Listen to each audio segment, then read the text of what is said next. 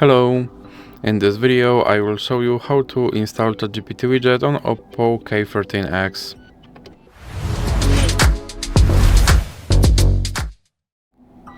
So you have to start by opening your Google Play Store, then click on search bar and type in Wolly AI and click search, and then click install.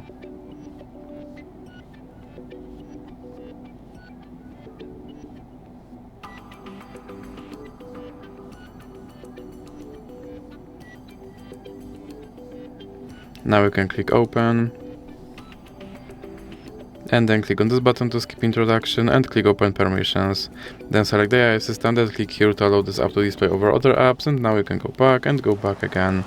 Then click start, and as you can see right here there is my ChatGPT widget, and I can open him and I can tell him to do something.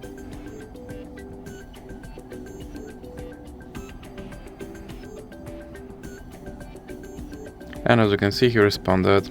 And if you want to remove him from your screen, simply drag him into the X icon in the middle.